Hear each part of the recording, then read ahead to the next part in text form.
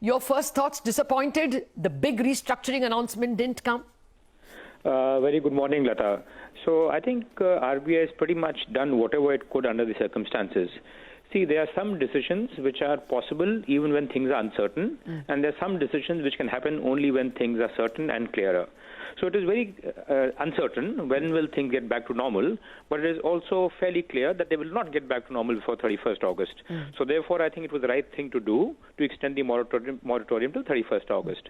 Similarly, we know that the payment terms of exporters are going to be extended. So therefore, that extension also makes sense.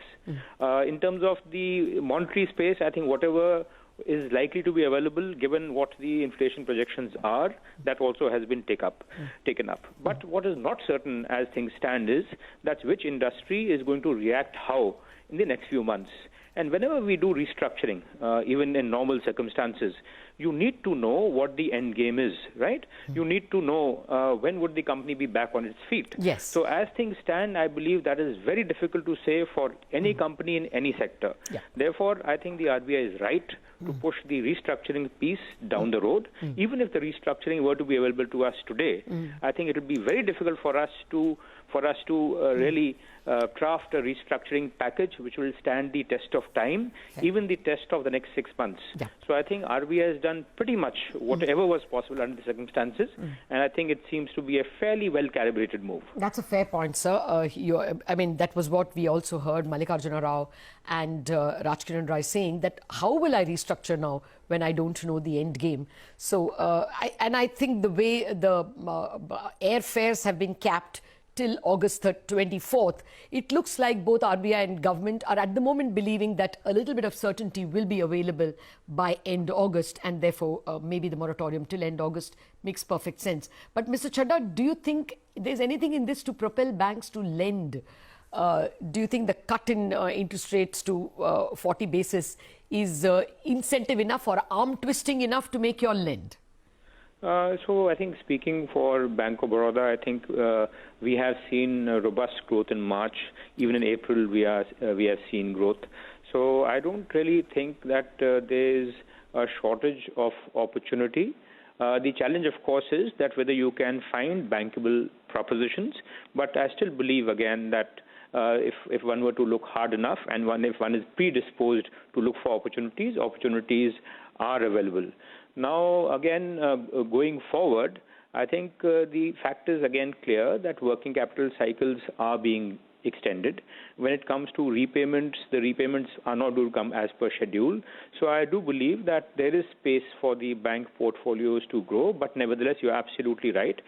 We need to make sure that the capital buffers remain intact. So there will be some calibrated positioning by banks, but I do think, again, that there would be scope to lend. In terms of what positives have come from today's announcements, I think the biggest positive is the increase in the single group limit from 25% to 30%. If we believe that the banks are going to be moving in some measure towards quality, then I think this is something which is very helpful. Mr. Chadha, on the point about the moratorium, do you think this could lead to a moral hazard on the lower end of the retail lending spectrum? Was perhaps a 3-month extension, relaxation of asset classification for 3 months have been preferable from a bank's point of view as compared to another 3 months of moratorium? So again, at the end of the day, you cannot divorce the repayment behavior or the repayment capacity of borrowers from what the ground reality is. It is very difficult to look at employers, not employees. It is very difficult to look for employers who have not been impacted by what has happened. And the question of moral hazard normally arises when we say, oh, look, we are setting a precedent which is going to be a poor precedent for the future. But then that is something which makes a lot of sense if you're looking at an event which is going to recur next year, in the next decade, or even next century. If you're looking at an event which is once in a millennium, I think the moral hazard argument is a little overstated. So I think at this point in time, aligning the repayments to the repayment capacity of the borrower and to where the economy stands is possibly in the enlightened self-interest of banks. Now, that does not necessarily mean that you have the same approach to all segments, because some segments may benefit more by a longer term solution, but nevertheless, I think making this option available to banks is a good thing. Okay. All the other, the reduction in margins, the extension of extra working capital, all those have also been extended. And again, as you said, export credit. Do you think they've thought of almost everything that require extension? So I think broadly, yes. And I think even if there were a few extra things that can be done, I think the things that have been done, there's no case for withdrawing those, which means that if you have given, say, some relaxations in margins to some borrowers, this obviously is not the time when you can conceivably withdraw those. So I think the first thing, of course, the first principle is do no harm. So I think what RBI has ensured is that by extending these relaxations, at least there's no harm which is done to companies and borrowers in these times. Will there be a pressure on margins, Mr. Chadha, even not taking into account provisioning that needs to be done? There was a big fear, by the way, that that provisioning for extended loans could increase. None of that has happened. There was just a rumor in the market yesterday. But anyway, be that as it may, do you think there will be a pressure on margins willy-nilly as interest rates go down? Theoretically, yes.